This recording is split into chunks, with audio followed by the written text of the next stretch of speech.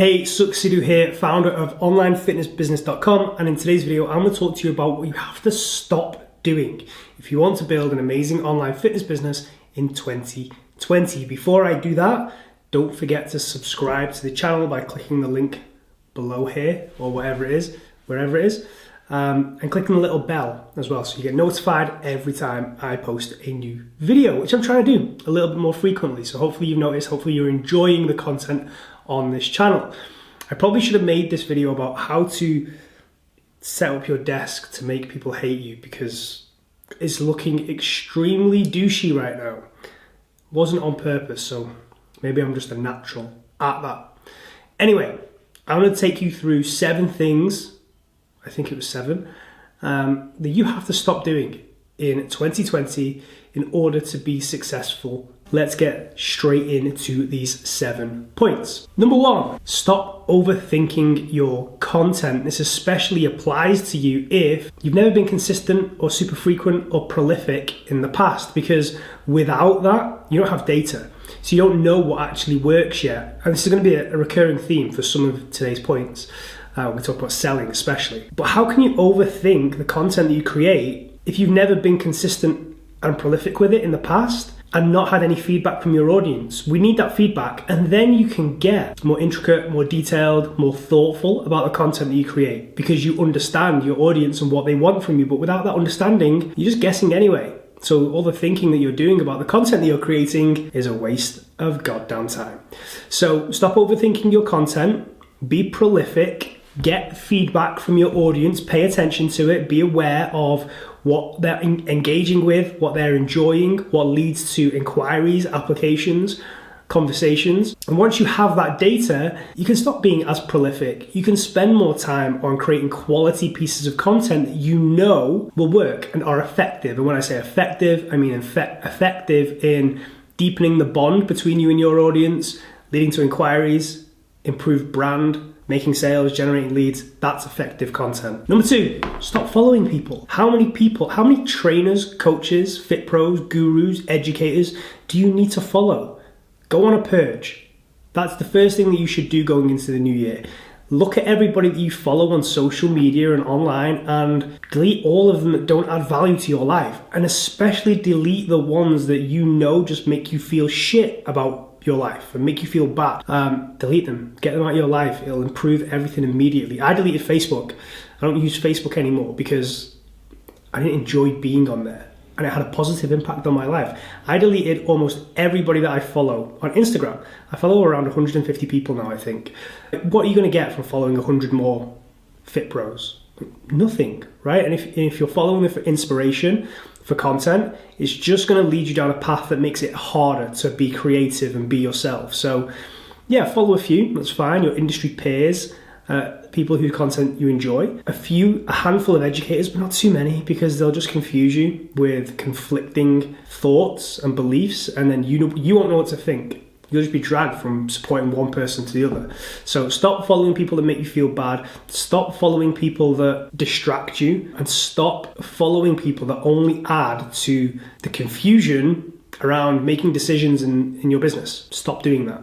Purge. Number 3, fuck production quality, fuck professional images if you aren't already making money. You don't need any of it. Production quality, professional images, unimportant, especially if it's for YouTube or it's for Instagram. I get that for a website, for example, professional images are probably useful, a few headshots or whatnot, but it's just not required, and especially at a point where you're not already successful. It's just not the priority. Spending money on stuff like that when there are more important things to be investing in, poor decision making. So save your money, save your time, prioritize elsewhere. Don't worry about production quality. This is not good production quality. Do not worry about professional images for your social media channels. Stop wasting your time. I forgot what number we're up to. Stop wasting your time with technology and funnels. Just unimportant. You don't need ClickFunnels. You don't need anything, in fact. The only technology, which is overstating what I'm about to go through, that you need is a way for people to apply to work with you, an application form, A way for people to book calls with you, maybe something like Calendly, which is completely free, and a way to take payment. That's it. You don't need email software, right? Don't worry about building your email list if you haven't built your client list. You don't need landing pages. You don't even need a website. All those things are nice to have in the future, but if you haven't got any of that yet, don't worry. If you haven't got any clients yet, stop even thinking about it. It doesn't matter. If you can afford to pay somebody to set that stuff up, if you have all the time in the world to geek out and go down the rabbit hole with that stuff, fine. But it's not the priority. Do not waste time on that over more important tasks, like having conversations with people and getting clients through the door. So stop wasting time on fancy technology and fancy funnels. And that leads me nicely into my next point maybe 5 or 6, whatever it is. Number 6, Facebook ads. You should not be paying for your marketing if you haven't got a proven product or service. And really, if you haven't got an organic channel already testing content, testing copy, and finding out what your audience responds to. How can you create a successful Facebook ad efficiently if you haven't tested the type of content that you're going to use organically? If you just go straight to Facebook ads, you will spend more money because you have to test the copy that you write and the images that you use there and then with your money.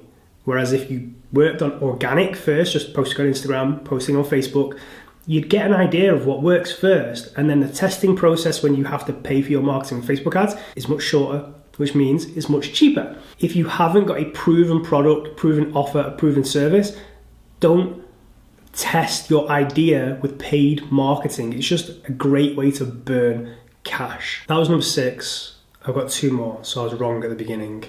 This is 8 things you need to stop doing. Number 7. Stop trying to perfect your product or service or course or program before you've ever sold it, because you can't. You can't perfect it. You don't know what works until you get people through the door. Create a framework, that's fine, but you need to just get people through the door, because you will learn more from selling it and working with clients than you will from being behind your laptop planning out what it might look like, planning the education elements, planning the client management elements or the check-ins.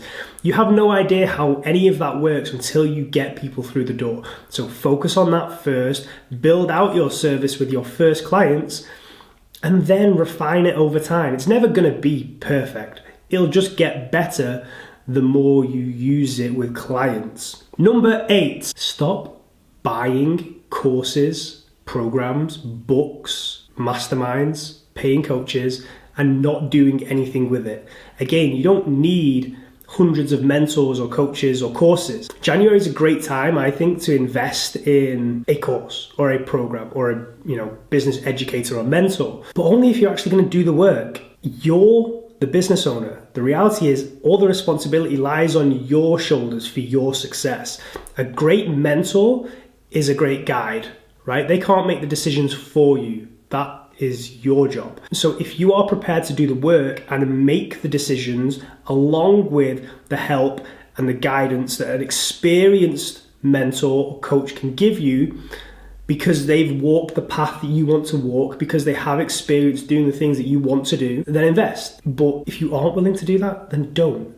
And just on that, only invest in mentors or programs or courses written by people who have done the things that you want to do. Like if you want to build an online fitness business, whether it's working with clients one-to-one online or a group program, you should work with me. But if you wanted to become a well-known public speaker in the fitness industry and build a huge following and start a personal training company where you qualify personal trainers, don't work with me, because I haven't done any of that. I don't want to do public speaking. I actively avoid it and say no. So I would not be the person to work with.